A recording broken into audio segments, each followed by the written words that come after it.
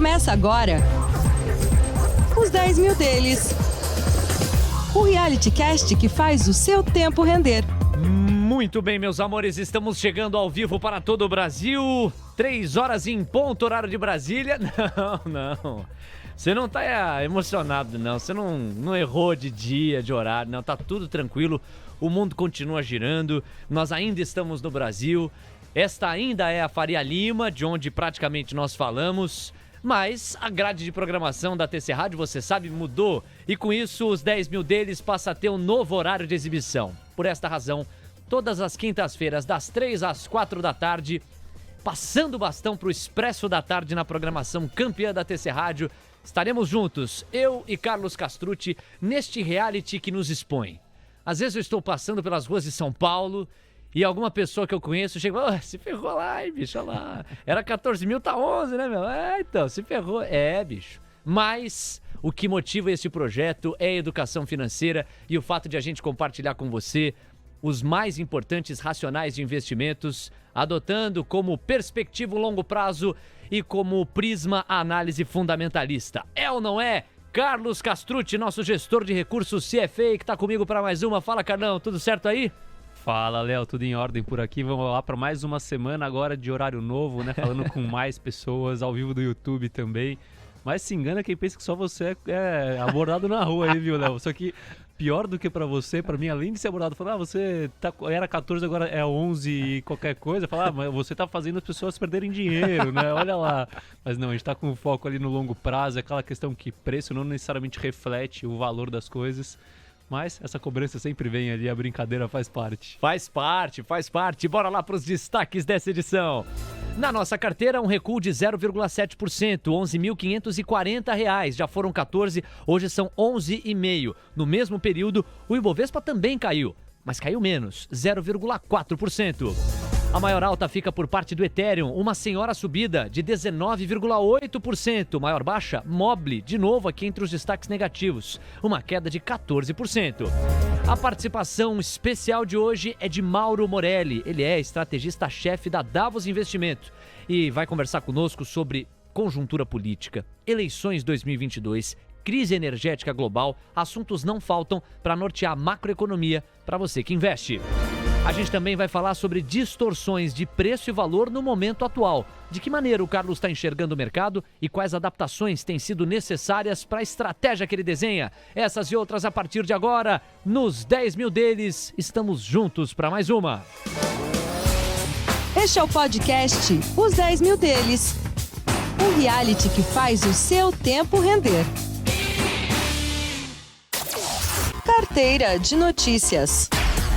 Bom, antes de qualquer coisa, as pessoas podem estar curiosas. Elas podem estar pensando o seguinte, como é que vocês que estão ao vivo, às 3h03 da tarde de uma quinta-feira, já têm consolidados os dados, os indicadores a respeito da carteira de vocês, porque o mercado está se mexendo. A estratégia que o Carlos montou está, neste instante, se movimentando. Os nossos papéis, aqueles que constituem o nosso portfólio, estão se mexendo para cima ou para baixo, a depender do dia. E é verdade. Então, esses dados que a gente passa a trazer nessa nova configuração do programa, giram em torno do fechamento do dia anterior.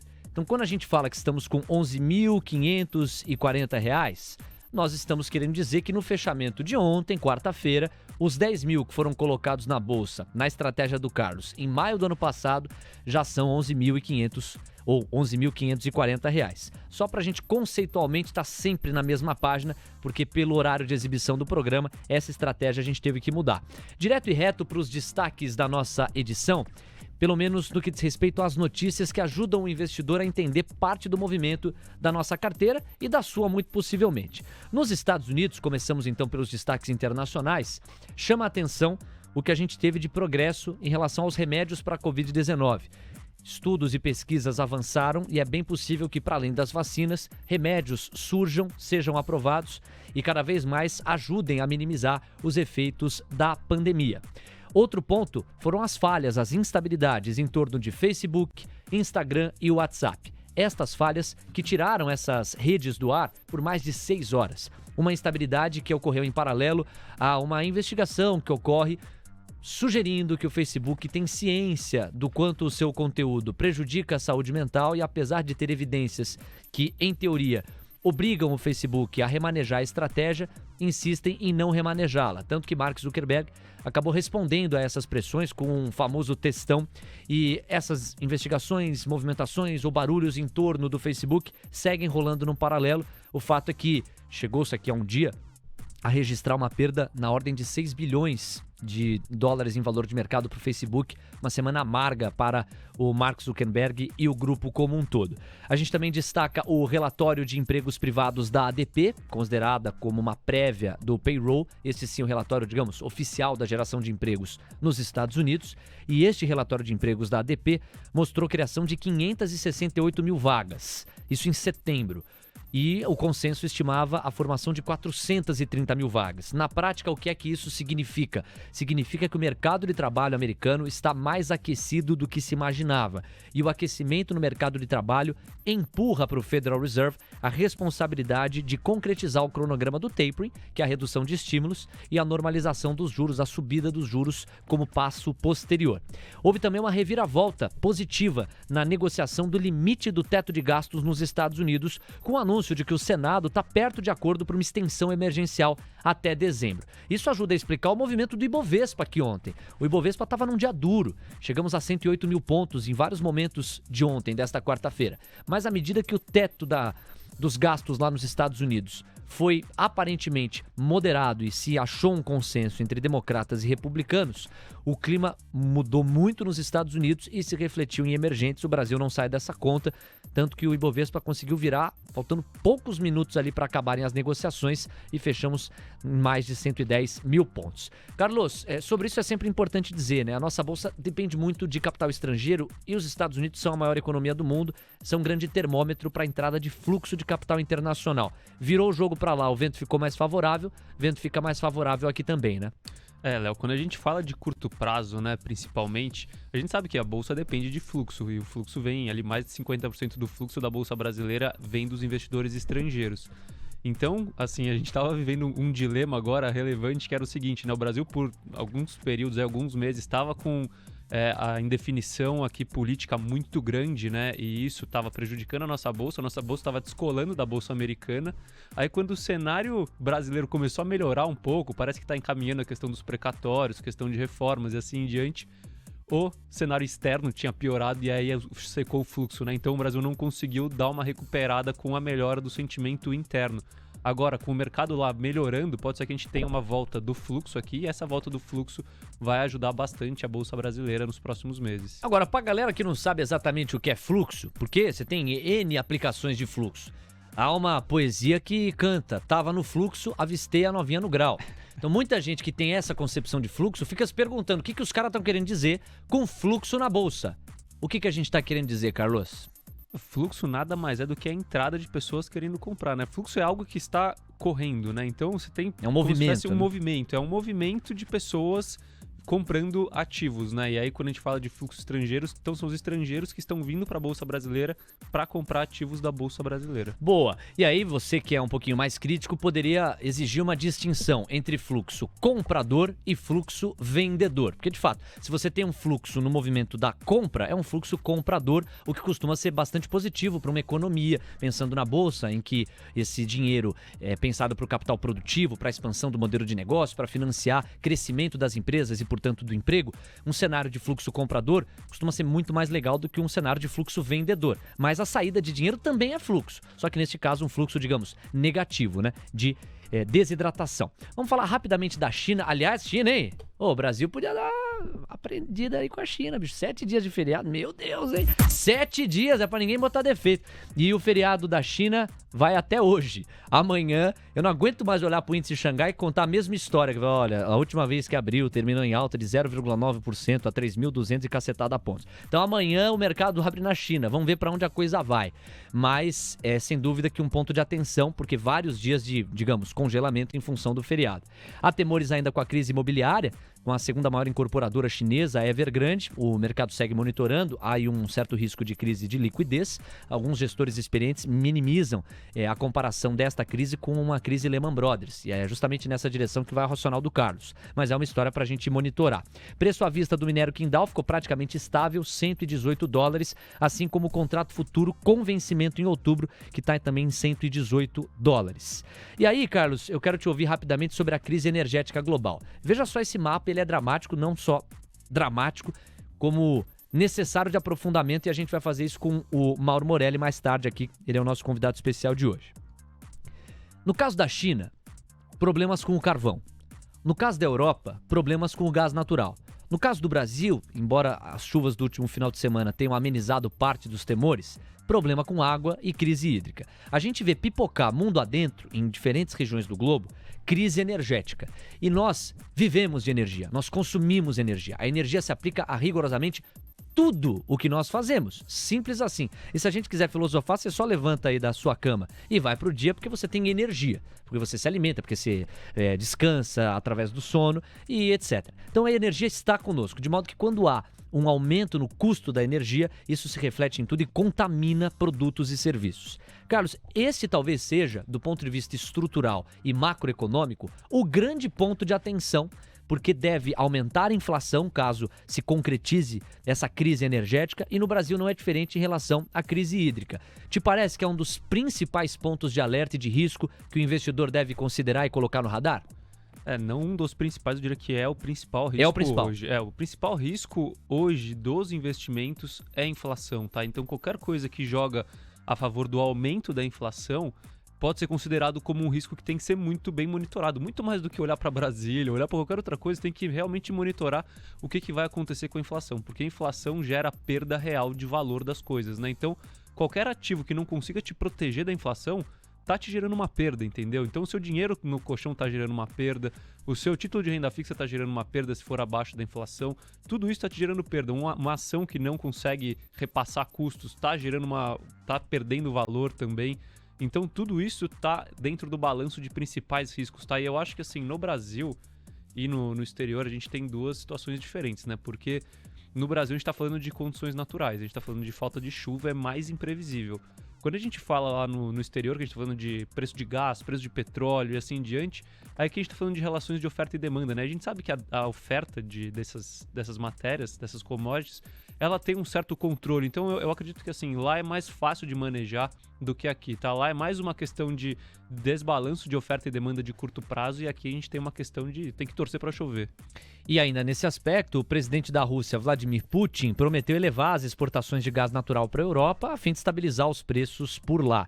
Há uma escassez de suprimentos que também está no radar, e ainda a decisão da OPEP junto aos aliados de manutenção na produção, que acabou puxando os preços do petróleo e da energia com o tipo Brent, atingindo o patamar de $80 o barril. Ontem chegou a fechar $81,50.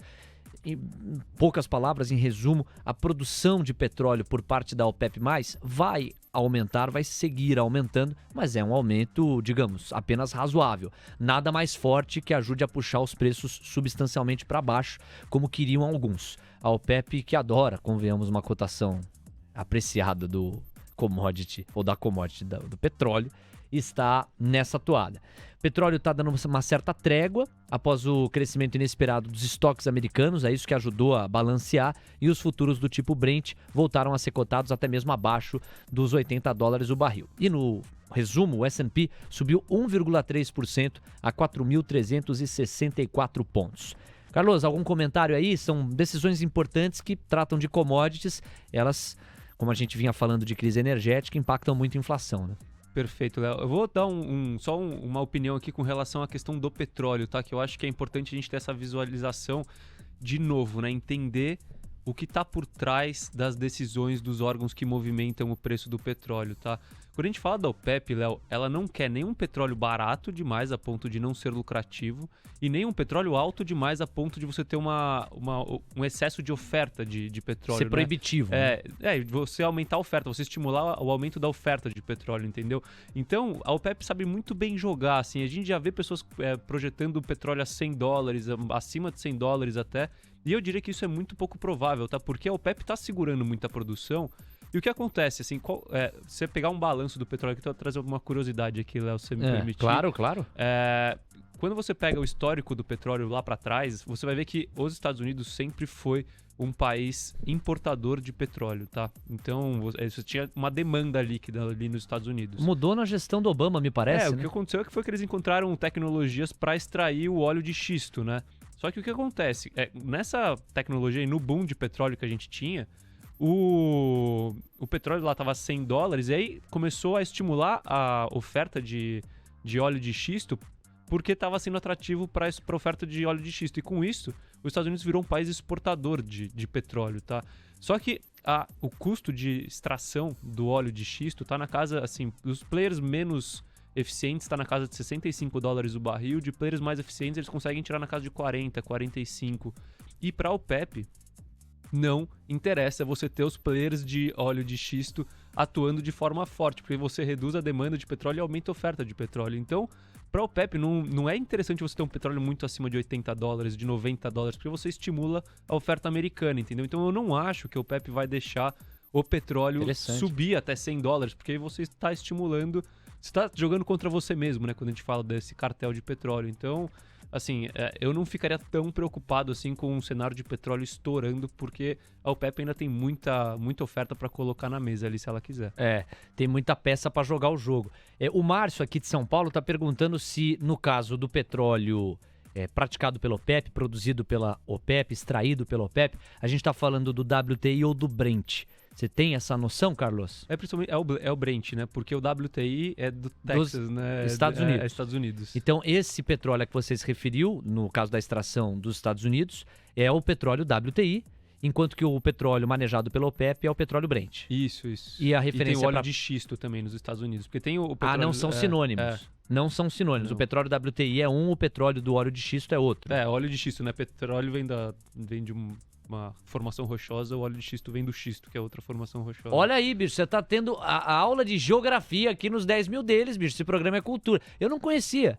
Essa extração aí do óleo de xisto, ela pra mim é novidade nesse tabuleiro da commodity do petróleo. E aí o racional do Carlos faz bastante sentido, né? Se eu, OPEP, não controlo os preços de modo que eles subam com saúde, de forma equilibrada, e eu tenho o braço da oferta completamente no meu controle, isso, se subir de maneira desequilibrada, vai levar a demanda muito mais para o óleo de xisto, ou mesmo outros tipos de petróleo, petróleo WTI, do que o petróleo que eu manejo fundamentalmente, que é o petróleo Brent. Então também não interessa para a OPEP+, que essa subida seja, digamos, não bem calculada. Muito legal, meus amores, este programa é cultura.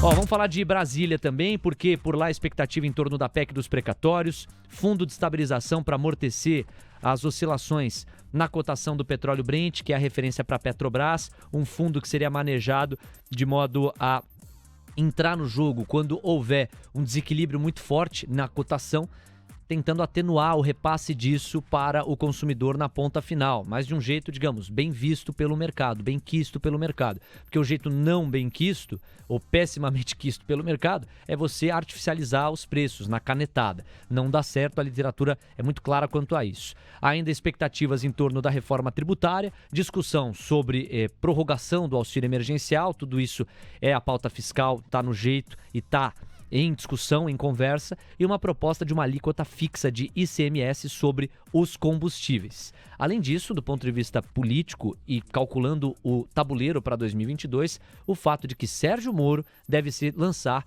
como pré-candidato à presidência da República. Foi uma informação da Arco Advice, uma informação de ontem, e vamos ver se ela se confirma. A expectativa é que ele lance a pré-candidatura na semana que vem. Dados econômicos, vendas no varejo de agosto recuaram 3,1% em comparação com o mês anterior, aquém do consenso, que esperava uma alta de 0,7%, tanto veio bem decepcionante, e o Ibovespa apresentou volatilidade e caiu 0,7% a 110.560 pontos. No Brasil, o que chama atenção continua sendo Brasília e especificamente questões fiscais, né, Carlos? Elas precisam ser dissipadas e é necessário um encaminhamento para elas, para que o investidor, sobretudo estrangeiro, volte a olhar com um pouco mais de segurança aqui para o país, né? Perfeito, Léo, mas assim, é o que eu digo, política a gente sabe 1%, mas parece que dentro desse 1% que a gente olha, parece que está caminhando para algo mais positivo do que a gente tinha anteriormente, né? Então, eu acho que o cenário brasileiro está melhorando. A gente ainda tem uma preocupação grande com a inflação, né? E essa semana veio uma notícia boa que foi as chuvas, né? Que reduziram o risco de racionamento de energia. Então, tá melhorando mesmo o cenário brasileiro. Agora falta pegar tração, né? No mercado. O mercado ainda tá com um pessimismo muito grande embutido. Então a gente tem que acompanhar e ter calma aqui. E cautela, claro. Este é o podcast Os 10 Mil Deles. O reality que faz o seu tempo render. Direto para os destaques da nossa carteira para a gente fechar esse primeiro bloco, porque a carteira perdeu para o Ibovespa, e Ibovespa recuou 0,4%, a nossa carteira recuou 0,7%, a maior alta Ethereum, 19,8%, maior baixa Mobile. E aí, Carlos? Léo, o Ethereum surfou a alta das criptos aí, né? Aquele negócio vai aparecer com frequência aqui, porque a volatilidade de cripto é muito maior do que a volatilidade de ações. Imóvel, a gente teve um fluxo muito vendedor ontem. Eu acho que teve algum player zerando posição. Então é uma empresa que normalmente tem ali um volume médio diário na casa de 5, 6 milhões. O volume ontem foi na casa de 50 e poucos ou 60 e poucos milhões. Então teve algum player zerando posição e ontem caiu 12, 13%. Então justifica, foi meio que um one-off aí, se a gente for falar de Mobile. Explica para nós, réis mortais, o que é um one-off. É um evento não recorrente, né? Foi algo que fora da curva. Uma vez, fora da curva. Um evento fora da curva, nesse caso uma pressão exacerbada vendedora de um dia de negociação. Como a gente está falando de uma small cap, o impacto é muito grande, né? Você consegue mexer no preço com uma operação dessa envergadura muito mais do que, por exemplo, as blue chips. Muito bem, e Ethereum surfou a onda dos criptoativos, encabeçada pelo Bitcoin, é o principal criptoativo, muito em função de certo avanço nas discussões em torno de ETFs expostos a criptoativos nos Estados Unidos. Isso pra gente já é uma pauta que avançou, mas nos Estados Unidos, pasmem, não existe fundo de índice atrelado à performance média de uma cesta teórica de criptoativos. Se isso deslancha, se isso avança, imagine a vitrine que os criptoativos não ganham e a liquidez que se projeta ainda mais forte para esse segmento, essa classe de ativos. Então isso ajuda a explicar a forte alta em torno do Bitcoin que contagiou as demais criptomoedas. Olha só, são 3 horas e 22 minutos, nós vamos para um rápido e humilde intervalo e na volta tem a entrevista do nosso episódio. Vamos conversar com Mauro Morelli, estrategista-chefe da Davos Investimentos. A conversa vai ser valiosa e a gente vai falar de muitos aspectos macroeconômicos.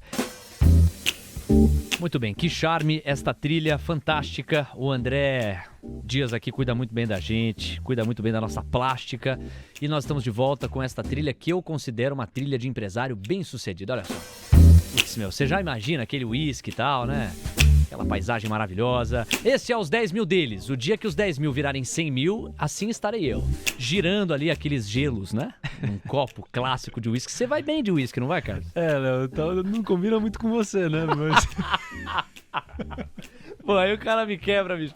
Eu sou muito mais do chopp, né? Tá bom. Tem gente que nasce, né? Tem gente que toma uísque e fala, o cara nasceu pra tomar uísque. O Carlos é assim, né? O uísque você vai bem. Eu gosto.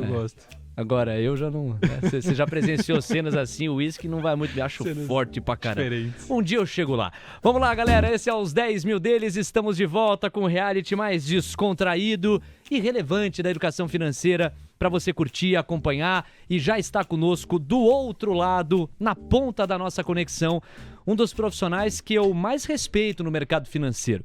Um cara que agrega muito aqui na cobertura da TC Rádio, invariavelmente está conosco, esteve dentro da cobertura da decisão de juros nos Estados Unidos, trouxe várias reflexões importantes e tem sido frequente aqui dentro da nossa programação, nos dá a honra da presença dentro dos 10 mil deles. Eu me refiro ao estrategista-chefe da Davos Investimentos, Mauro Morelli, que já nos ouve. Ô Mauro, um prazer ter você com a gente, seja muito bem-vindo. Muito obrigado pelo convite mais uma vez. É um grande prazer estar aqui com vocês. E com esses elogios, eu vou ter que tomar 2 whiskies, não um só, né?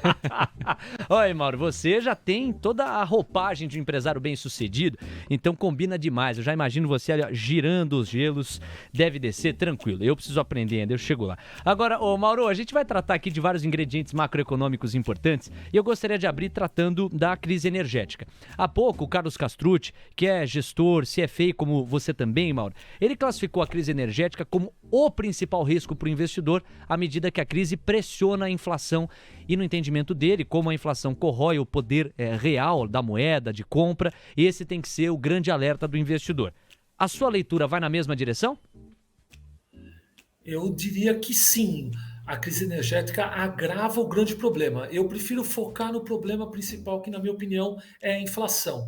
Ela tem várias adjacências, vários motivos. A crise energética é um deles, o excesso de liquidez mundial é o outro, a saída da pandemia com gargalos de produção é um terceiro. Então, eu diria que, na minha opinião, a inflação é a grande dúvida que a gente tem no mundo e se isso está num ambiente no qual existe ou não crescimento. Mas se eu tivesse que escolher, eu escolheria a inflação e os subprodutos que geram essa inflação, entre eles a crise energética. É aqui a minha segunda pergunta, quer dizer, dentro do guarda-chuva da inflação e da ameaça que ela representa para o mercado, qual te parece um dos catalisadores dela, ou seja, um dos ingredientes que mais a fazem se concretizar? A crise energética aí sim pode ser classificada como a principal válvula para a pressão inflacionária se firmar? Eu diria que eu não chamaria de principal, eu chamaria de mais recente e é na qual é a novidade que a gente tem no curto prazo.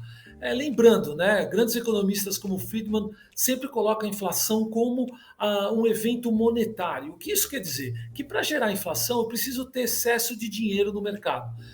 Inflação nada mais é do que muito dinheiro no mercado. Os preços sobem porque tem mais gente querendo comprar do que produto sendo disponível para venda. Então, entre outras coisas, eu sempre preciso ter muito dinheiro no mercado. E foi o que aconteceu desde a pandemia. Uma enxurrada de dinheiro, uma enxurrada de liquidez no mercado, necessária, com motivos, na qual valia o risco de fazer isso. A economia teve uma queda muito menor do que poderia caso a gente não tivesse essa enxurrada de liquidez no mercado, mas obviamente isso tem um custo e esse custo que a gente tem que pagar hoje é esse risco da inflação.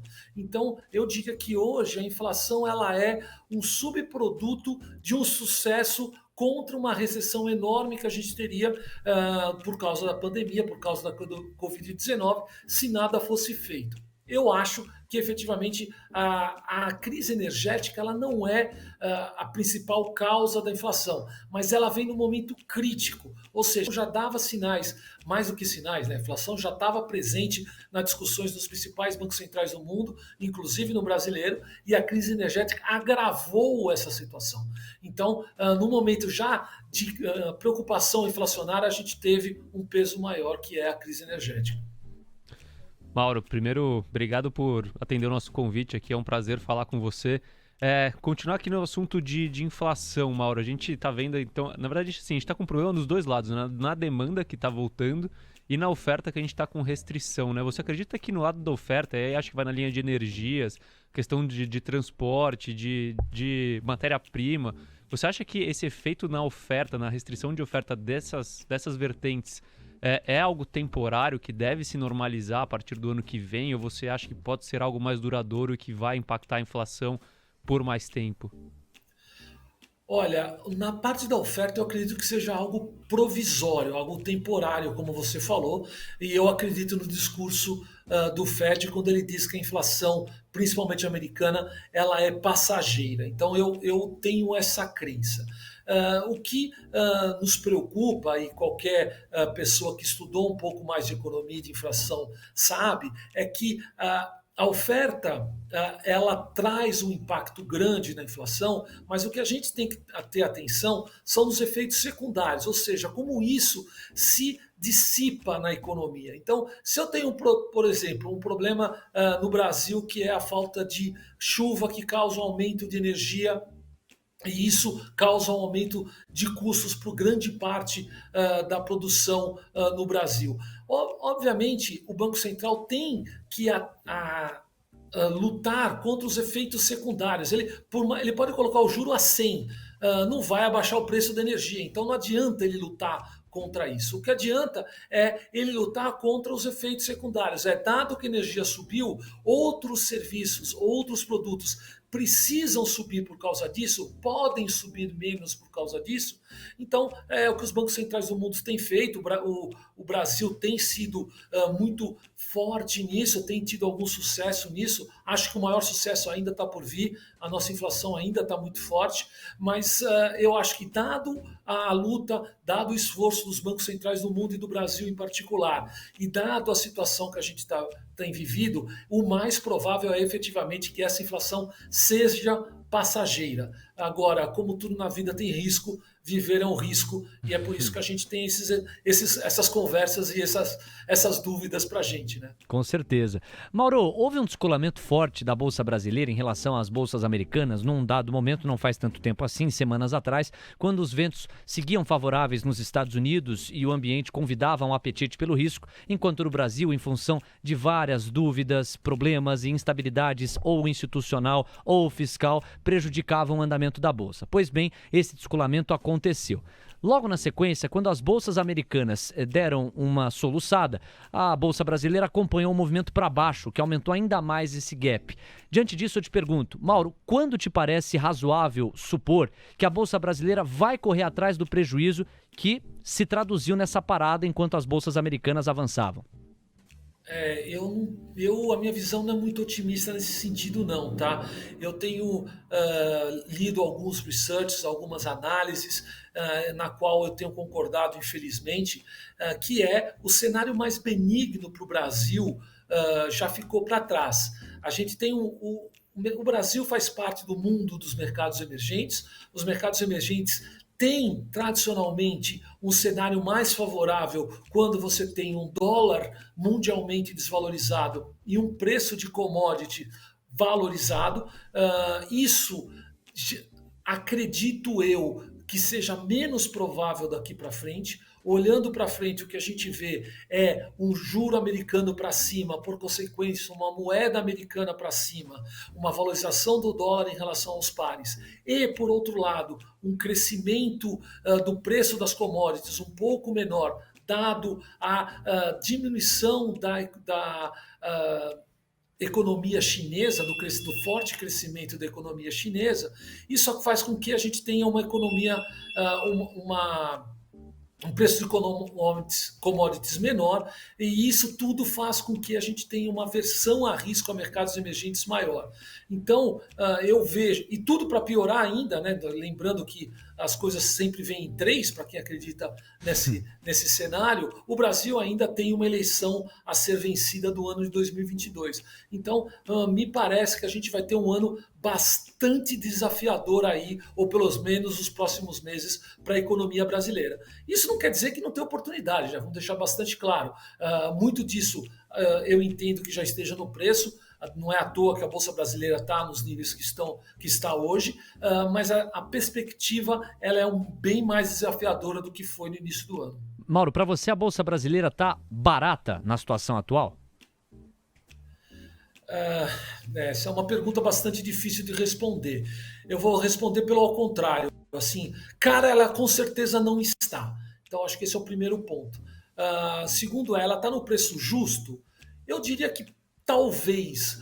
Por quê? Porque a gente tem muitas incertezas daqui para frente. Eu já falei da eleição, a dificuldade de aprovação de novas melhorias, de novas reformas vindas pela eleição. A eleição ainda está longe, então a gente ainda tem mais, pelo menos aí uns 10 meses de discussão forte de eleição, talvez 12. Então você tem muito risco. Você tem o risco local, que eu falei que é a eleição, o lado fiscal, que está pelo menos grave no curto prazo, mas no médio e longo prazo ainda é muito crítico. Você tem um cenário internacional, que eu já falei, bastante complicado para mercados emergentes, Para o Brasil em particular, para a América Latina não é diferente. Então, eu diria que, olhando a Bolsa como um todo, eu não consigo dizer que ela está barata. Agora, algumas ações, um cherry picking, como se fala, né? Escolher efetivamente alguma ação faz sentido.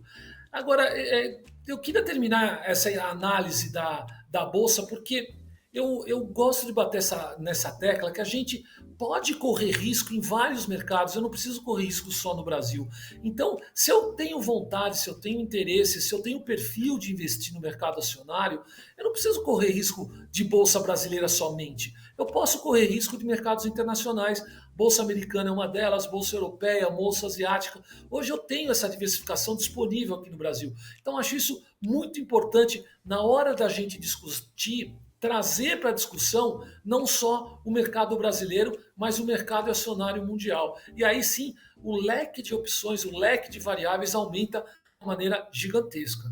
Boa, Mauro. É interessante você colocar isso num contexto em que a gente nota na estratégia do Carlos, na composição e no desenho do nosso portfólio, uma cada vez mais intensa diversificação geográfica que tem viabilizado para nós esse olhar mais holístico mundo adentro. Agora, Carlos, de se é feio para se é fake, que os dois são.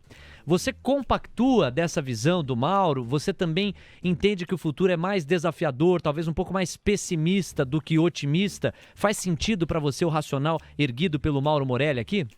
Faz sentido, assim, quando você olha na visão top-down, e tudo depende também da questão do prazo que você olha, né? Então, realmente, quando a gente pega essa perspectiva de pouco menos de um ano e meio, né, que a gente está falando de 2022 inteiro, e esse resto de 2021, a gente tem um cenário mais desafiador para emergentes. Eu vou muito na linha do Mauro do seguinte, o boom de commodities, né, já foi. Então, e o juro lá embaixo, o americano, já foi também. Então a gente vai ter muito menos fluxo, provavelmente estrangeiro, vindo para cá por conta desses fatores do que a gente teve agora no passado recente, no pós-pandemia. E isso dificulta a subida da bolsa no curto e médio prazo. Soma-se a isso a inflação, que pode ser passageira, mas se for passageira, esse período vai ser mais difícil, juro mais alto. Risco político. Tudo isso fica desafiador, né? Agora sim, se você tem um horizonte de investimento um pouco mais longo, depois eu quero até ver se o Mauro concorda comigo, onde os juros tendem a ser normalizado, né? Os juros, a inflação tendem a ser normalizados, e a gente compara, então em vez de vir num top-down, olhar do macro para o micro e olhar do micro para o macro, a gente compara com os preços que as ações estão sendo negociadas, o que está embutido nesses preços, aí sim eu acho que eu vou na linha de que eu fico otimista, sabe? Eu fico otimista porque tem muita empresa sendo negociada a preços muito inferiores do que o valor, mesmo considerando o cenário. Vai subir durante esse 2021, 2022? Eu não sei te dizer, mas olhando para um horizonte de 3, 4, 5 anos, aí sim eu acho que são oportunidades de investimento que fornecem ali uma boa perspectiva de retorno. E o último ponto que vale destacar é que eu vou muito na linha do Mauro também da diversificação geográfica, né? Eu acho que você não precisa esperar com 100% do seu dinheiro na Bolsa Brasileira a gente ver essa convergência entre preço e valor. Vale você buscar diversificação de riscos, tanto risco macro, né, quanto risco micro de setores, então setores e geografias para conseguir otimizar o retorno da sua carteira e reduzir risco, reduzir volatilidade, descorrelacionar de uma certa forma.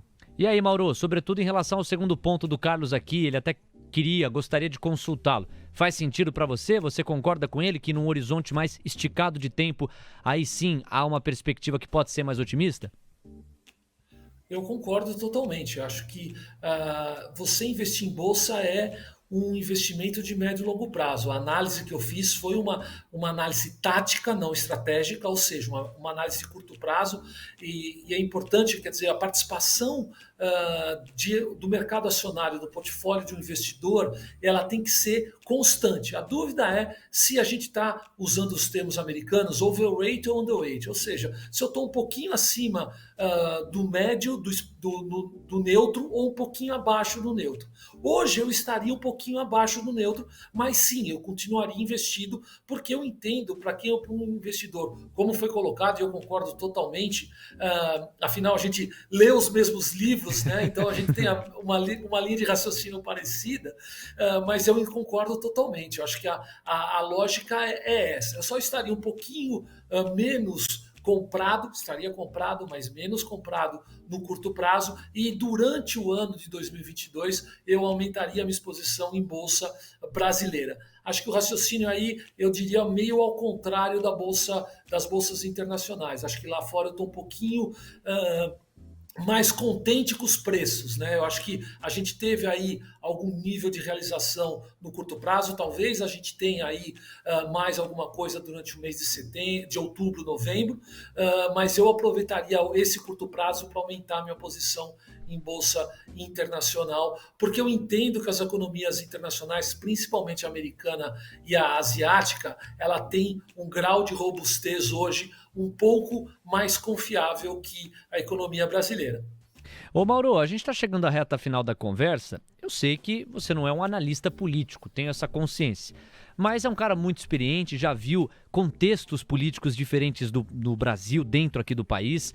E eu não poderia deixar de abordar esse novo ingrediente que a corrida eleitoral possivelmente tenha ganhado com a inserção de Sérgio Moro, acenando aí para uma pré-candidatura à presidência da República em 2022. Hoje, todas as fotografias sugerem uma polarização que reedita o confronto Bolsonaro-PT, desta vez com Lula, já que os processos dele ainda precisarão ser revisitados na justiça, não foi inocentado, mas a condenação foi anulada. Com a inserção de Sérgio Moro, ela se concretizando naturalmente, conforme antecipa a informação apurada pela Arco Advice. Você acredita que o tabuleiro de 2022 possa efetivar de maneira mais sólida a formação de uma terceira via que ele, Sérgio Moro, encabeçaria? Ou você acredita que a gente ainda se mantém numa perspectiva muito mais provável de polarização Lula e Bolsonaro, que, pensando num debate mais comprometido com o racional e o equilibrado, não é um cenário favorável. Polarização, a gente sabe, inspira extremos e sobrepõe a emoção à razão. Qual que é a tua perspectiva para o ano que vem com esse novo ingrediente que pode se concretizar? Olha, a minha perspectiva é de volatilidade. Acho que a gente tem o risco político presente, a discussão política presente. Eu sou uma pessoa que eu gosto da democracia, eu valorizo a democracia. Ela tem um custo que é a volatilidade dos mercados financeiros e eu acho que esse custo vale a pena pagar. Então eu imagino que a gente vai ter sim um ano volátil porque essa dúvida vai permanecer durante todo o ano. A polarização entre esquerda e direita hoje ela é muito forte. Olhando outros mercados, como por exemplo o que aconteceu nos Estados Unidos com a eleição do Biden, o que aconteceu até na eleição mais recente na Argentina, a gente percebe que existe o que aconteceu na Alemanha do outra maneira, né, do outro lado. O que existe é, sim, uma busca, me parece, nesse momento político mundial, por algo menos extremado. Então, essa discussão, se a gente vai ter uma terceira via ou não, vai continuar presente no cenário na minha opinião, durante todo o ano de 2022 e deve se materializar de uma maneira mais clara a partir de março, abril. Acho que março, abril a gente pode ter uma análise mais forte se essa terceira via vai vingar ou não. Eu não quero dizer nomes porque, como você muito bem colocou, eu sou do mercado financeiro, eu sou engenheiro de formação, então eu não tenho análise política. A política é importante para o investimento, eu não quero minimizar isso mesmo, mas eu não tenho uma opinião formada. Independente do nome, se é Sérgio Moro, se é o governador do Rio Grande do Sul, se é o governador de São Paulo, que vai aglutinar a terceira via, isso ainda a gente está por ver. Mas o que eu posso colocar, na minha opinião, é que isso ainda está um pouco distante. Acho que essa análise, quem vai ser esse novo aglutinador da terceira via, não deve acontecer antes do início ou do final do primeiro trimestre ou início do segundo. Mauro Morelli, estrategista-chefe da Davos Investimentos. A gente quer agradecer muito o fato de você ter aceitado e ter compartilhado boa parte dos seus racionais conosco ao longo dos últimos minutos. Um grande e forte abraço e até uma próxima oportunidade. Por certo, o convite para participar aqui dos 10 mil deles será refeito para você. Até lá. Até lá, muito obrigado por todos e bom dia. Boa tarde já. Valeu, Mauro. É isso. Bela conversa, hein, Carlos? Nossa, muito bom. Agradecer ao Mauro. Foi uma bela conversa, bela troca. E para quem ganha é o ouvinte, né? Com todos esses fatos, assim. Então, muito contente. Obrigado, Mauro, pela participação. Este é o podcast Os 10 Mil Deles. O reality que faz o seu tempo render. Muito bem, estamos de volta. E passou rápido, não passou? Promessa é dívida. Bora lá, então, fechar este último bloco aqui dos 10 mil deles, falando sobre percepção de mercado do Carlos. Como gestor, ele quem desenha a nossa estratégia, a estratégia que é seguida pelos 10 mil reais que nós aportamos em conjunto em maio do ano passado. E aí eu quero muito que você fale, ô Carlos, do timing, da tua percepção e do que você tem feito nos últimos dias, compartilhar parte da sua estratégia e do seu racional. Perfeito, Léo. Até nesse episódio, assim, eu sempre fico falando, não, distorção de preço-valor, distorção de preço-valor, distorção de preço-valor. Eu resolvi trazer alguns fatos para falar de alguns casos práticos que a gente investe. Esses não são os únicos casos que mostram uma distorção, só para quantificar isso mesmo para as pessoas, né? Eu acho que eu fico falando muito na teoria, deixa eu trazer um pouco para a prática.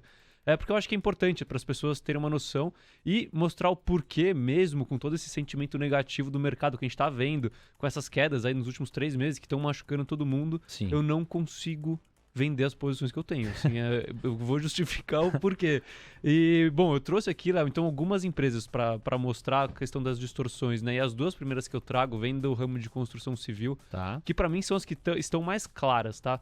Eu sempre falo, assim como eu falei em outro episódio, de fazer um exercício para ver se o preço de Nubank se justifica, o que eu tento fazer? Eu tento falar, bom, no preço atual, o que está embutido nesse preço, né?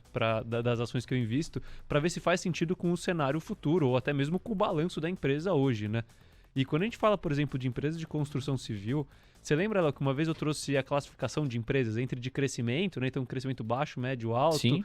turnaround, cíclicas e asset plays, que são empresas que têm algo escondido no balanço, né? Ou seja, o balanço dela, sem considerar o resultado dela, já me mostra que vale a pena investir. Só pelos ativos, o valor de liquidação da empresa pode fazer valer a pena investir na empresa. Essas são asset plays. Esses são asset plays. E tem várias empresas que, em condições normais, não são asset plays, que estão virando asset plays, entendeu? E Tamanha asset play distorção. É uma coisa assim, se a empresa parar hoje, né?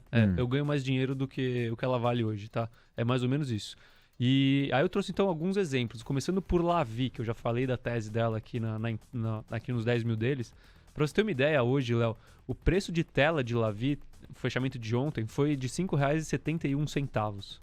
Quando a gente pega o valor de liquidação da empresa, ou seja, se você só liquidar a empresa hoje, devolver tudo que tem na empresa para os acionistas... Ela fechou. Fechou. Ela vale vai valer uns 6,30, 6,40 por ação, tá? Então a empresa fechando hoje, ela vale mais do que o que ela está custando no preço de tela, sem ela entregar mais nada.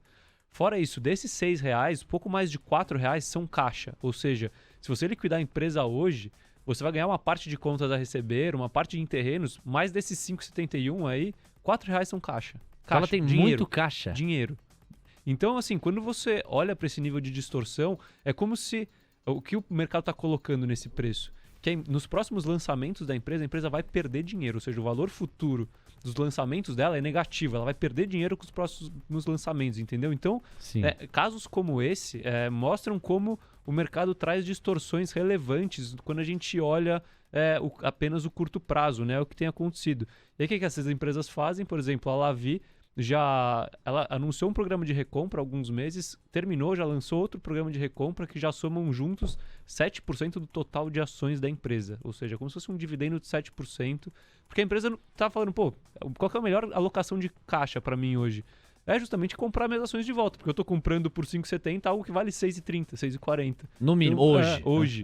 Sem considerar o crescimento que eu vou conseguir entregar com os meus lançamentos. E o caso da MRV vai na mesma direção? MRV vai na mesma direção, não é tão óbvio quanto o Lavi, tá? Mas quando você analisa MRV, valor de mercado... MRV, só para destacar aqui... Engenharia, MRV. É a maior incorporadora da América Latina. Ela ela vende na média 7 bilhões de reais por ano, tá? Então só para você ter uma ideia. Bom, o valor de mercado da MRV hoje, 5,7 bilhões de reais. Se você pegar a MRV, ela tem uma empresa nos Estados Unidos que ela incorporou, que chama AHS. Se você fizer um valuation conservador da AHS, ela vale 5 bilhões de reais. AHS.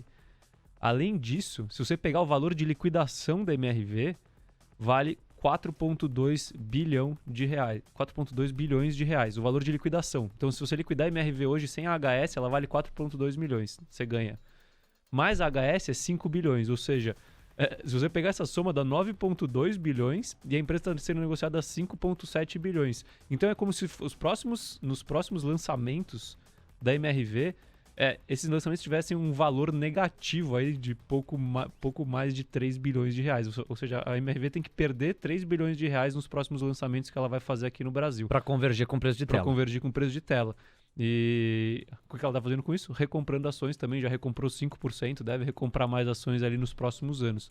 Então, quando você pega no cenário de construção civil, a gente tem várias empresas que estão com situações semelhantes, e isso não vale só para empresas de construção civil, tá? Eu vejo, por exemplo, em uma empresa que eu não invisto e vejo muita gente falando que quando você faz a soma das partes não fecha a conta, por exemplo, o Grupo Pão de Açúcar. Então, em momentos de estresse, a gente acaba vendo muito essas distorções entre preço e valor. É que eu nem estou fazendo estimativas de crescimento para a empresa, eu estou comparando com o que a empresa tem hoje, entendeu? Então, por isso que eu continuo otimista. Eu continuo otimista porque os preços realmente estão muito abaixo do valor da empresa, mesmo se você desconsiderar crescimento. Trazer outros casos aqui rápidos. Antes de você trazer, só para deixar bem claro para a galera, significa que hoje, a julgar pelo preço de tela da MRV Engenharia, quando você multiplica o valor de cada papel pela quantidade total de papéis, a MRV estaria valendo, conta o mercado com o preço de tela, 5,7 bilhões de reais. No entanto, quando você vai lá, olha os fundamentos e vê quanto efetivamente a companhia vale em termos de liquidação, que significa, baixa as portas, vende tudo, estamos encerrando as operações. Só nessa movimentação, se você somar os braços de atuação da companhia, estamos falando de 9,2 bilhões de reais. O preço de tela sugere que a empresa valha 5,7 bilhões. Quando a gente faz a soma e a liquidação, a empresa fechando as portas, mais de 9 bilhões. Tanto que a empresa olha e fala, mercado, é isso? Então meus papéis valem só isso? Maravilha. Não tem nenhum movimento mais eficaz do que eu mesmo recomprar as ações da minha própria empresa, porque está claramente distorcido. E é o que a companhia tem feito. Ela recomprou 5% de papéis. 5% de papéis é papel pra caramba. E a companhia só faz isso quando ela tem plena convicção de que efetivamente vale a pena fazê-lo, né? Perfeito, ainda mais quando se trata de uma empresa em crescimento. Então é uma empresa que está em crescimento, ou seja, faz sentido investir em crescimento e mesmo assim está tão barato que vale a pena deixar de investir um pouco nesse crescimento para recomprar ações da companhia, entendeu? Porque a alocação de capital acaba sendo ainda mais vantajosa comprando ações da companhia. Olha isso, quer dizer, o custo de oportunidade, o que ela tem a perder não investindo em crescimento, é menor do que ela tem a ganhar comprando os papéis, tamanha a distorção. Pra gente fechar, Carlos, qual que você vai separar aí, Vai para um dos bancos, vai para o setor de varejo, porque tem outros papéis em que você vê o mesmo movimento. Bom, vou falar então aqui de alguns casos rápidos. Por exemplo, Via no preço de hoje, a Via está crescendo ali, você pega trimestre a trimestre, está crescendo na casa de 15%, 20%, sendo conservador, vai se a gente colocar lá para frente. O preço de Via hoje sugere que a Via vai crescer 2%, tá? Ao ano ad eterno. Então, você compara 20 com 2, você vê que ele tem uma gordura muito grande, né? Sanepar, está perpetuando um crescimento de 1% ao ano. A empresa só de ligação de esgoto cresce 5% ao ano, só de ligação de água cresce 2-3% ao ano, fora reajuste de inflação. Então você está considerando que, de alguma forma, a empresa vai crescer menos do que o ajuste da inflação, para você ter uma ideia. Bom, em resumo, isso vale para a Cogna também, isso vale para Banco do Brasil, vale para a Bradesco, vale para muitas outras empresas. Em resumo, a margem de segurança, na minha opinião, para investir em empresas hoje está muito relevante se você tem um horizonte de investimento mais longo. É isso, eu não sei se o preço vai subir daqui até o final do ano, se vai subir em 2022, mas a margem, para quem tem um horizonte mais longo, você está comprando papéis, assim, com uma distorção de estar com uma promoção absurda na bolsa hoje em diversos papéis. É claro que a gente não pode generalizar e cada um precisa fazer o seu estudo, mas a margem de segurança no investimento é relevante para esses papéis hoje. Carlos Castrucci passou por aqui, tá vendo? Você que me para na rua e pergunta, aí você tem que ouvir um episódio aqui, aí você vai entender, porque apesar das dores de curto prazo, a gente está muito convicto mirando o médio e longo prazo. Carlos, estreamos nesse novo horário, mesmo dia, mas novo horário, e foi muito legal. Obrigado por tudo, mais um episódio entregue para nossa audiência, para o nosso público. Ajo que ajar, estaremos de volta aqui na próxima quinta-feira. Abração para você, Carlos. Valeu, Léo. Eu que agradeço. Semana que vem, 15 horas, estamos aqui novamente na quinta-feira. É isso e um abraço. Valeu. Quero mandar um beijo especial para Gabi Guedes, que acompanhou também o nosso programa, se comunicou comigo aqui ao longo da edição e curtiu bastante. Valeu, Gabi. Tamo junto. Obrigado a vocês que acompanharam. Vem aí, Gabriel Medina, Mariana Galvão. É hora do Expresso da Tarde. Tchau. Hoje rendeu, hein? Semana que vem tem mais, os 10 mil deles. Disclaimer. As opiniões dadas pelo gestor de recursos Carlos Castrucci sobre empresas de capital aberto e demais ativos financeiros investidos por ele podem configurar conflito de interesse com você, ouvinte. Deste modo, reflita sobre a precisão e a validade dessas opiniões a partir dos seus próprios critérios.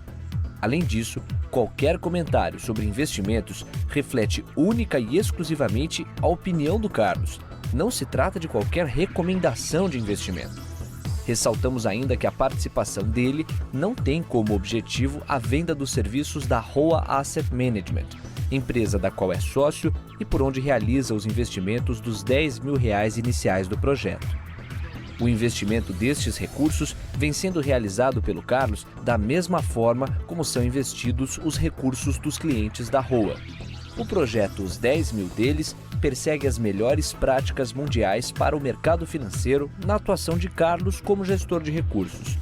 Assim, ele não vai comunicar alterações na estratégia de investimentos antes de executá-las para os próprios clientes.